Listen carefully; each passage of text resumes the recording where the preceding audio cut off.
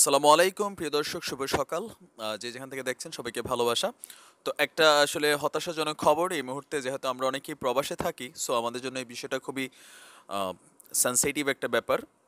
আপনারা জানেন যে চীনে এই মুহূর্তে করোনা ভাইরাসের কারণে আপনার খুবই দুর্বিষহ একটা অবস্থা। বেশ কয়েকজন মানুষ মারা গিয়েছে, প্রায় 743-এর মতন মারা গিয়েছে। আক্রান্ত রোগীর সংখ্যা 20,000-এর উপরে এই মুহূর্তে আছে।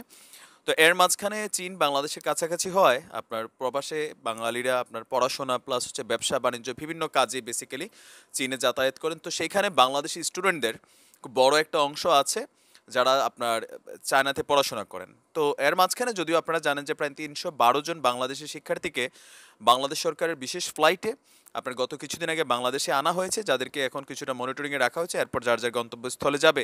তবে দুঃখজনক খবরটা হলো যে চীনের হুবেই প্রদেশে এই মুহূর্তে 171 জন বাংলাদেশি আটকা পড়ে আছে, যারা আপনার বাংলাদেশে আসতে চাচ্ছে, কিন্তু তাদেরকে এই মুহূর্তে বাংলাদেশে ফেরত আনা সম্ভব না বলে জানিয়েছেন আমাদের বাংলাদেশের পররাষ্ট্রমন্ত্রী ডক্টর এ কে আব্দুল মোমেন।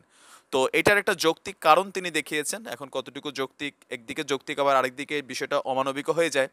তো তিনি যেটা বলেছেন যে সোনারগাঁয়ে আপনার গতকালকে একটা মিটিং ছিল, সাংবাদিকদের প্রশ্নের এগেনস্টে তিনি এটা অ্যান্সার করেন যে চীনের হুবেই প্রদেশে যে 171 জন বাঙালি আছে তাদেরকে সরকার আনা সম্ভব না, তবে তারা যদি ব্যক্তিগতভাবে কোনো ফ্লাইটে অথবা কোনো মাধ্যমে তারা বাংলাদেশে আসতে পারে, প্রয়োজনে সরকার তাদের সম্পূর্ণ খরচটা বহন করবে।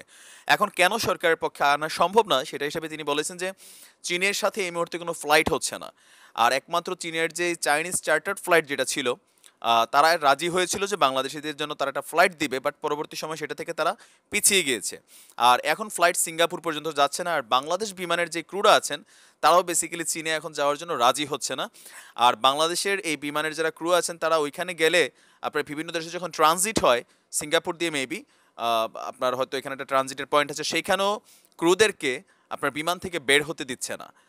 আর যেই শিক্ষার্থীরা আটকে আছে, তিনি দাবি করেছেন যে 23টা জায়গাতে বাংলাদেশের শিক্ষার্থীরা এই মুহূর্তে আছে। আপনার আমরা ফেসবুকে সোশ্যাল মিডিয়াতে দেখেছি তাদের জন্য খাবারের সমস্যা, পানির সমস্যা। তো তিনি বলেছেন বাংলাদেশ এম্বাসিতে, চায়নাতে যে বাংলাদেশ এম্বাসি আছে সেইখান থেকে 384 জনের একটা ইউনিট আপনার শিক্ষার্থীদেরকে প্লাস হচ্ছে যেখানে বাঙালিরা আটকে আছে তাদেরকে নিয়মিত খাবার এবং পানি পৌঁছে দিচ্ছে। আর যদি শিক্ষার্থীরা নিজেদের খরচের মাধ্যমে আসতে পারে তাহলে তারা যেন চলে আসে, আর সম্পূর্ণ খরচ সরকার ব্যয়ভার বহন করবে। তো এই খবরে আমি একজন বাংলাদেশি হিসেবে অবশ্যই আমিও প্রবাসে আছি, বিষয়টা আমার কাছে অনেক অমানবিক মনে হয়। কিন্তু আসলে এখানে সরকারেরও কতটুকু দোষ আছে সেটাও এখানে ভেবেচিন্তে দেখার বিষয়। যারা আমরা সব বিষয়ে ভাবি যে সরকার আসলে কেন না, কারণ হচ্ছে যে এখন যদি চীনের সাথে ফ্লাইট যোগাযোগ বন্ধ হয়ে যায়, আপনার এখানে ফ্লাইট যেতে না দেয় আপনার, তাহলে বিষয়টা খুব কঠিন। কারণ আমি কোরিয়াতে আছি, এখান থেকেও আপনার যারা চীন থেকে এখন কোরিয়াতে ঢুকা নিষেধ, এমনকি কোরিয়া থেকে চীনে যাওয়া নিষেধ। যারা বাংলাদেশি আছে, যারা চায়না দিয়ে আমরা বাংলাদেশ যাই, তাদের ফ্লাইটগুলো সবগুলো মালয়েশিয়া অথবা থাইল্যান্ড রুটে আপনার যেতে হচ্ছে। তো আমরা দোয়া করি।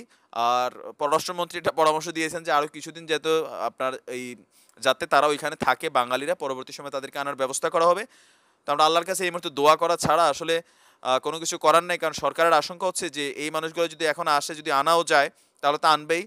আর এর মাঝখানে আপনার যদি কেউ করোনা ভাইরাস আক্রান্ত হয়, সেটা বাংলাদেশের ভিতরে থাকা কোটি কোটি মানুষের মধ্যে ছড়াতে পারে, এটা একটা সম্ভাবনা হিসেবে দেখিয়েছেন।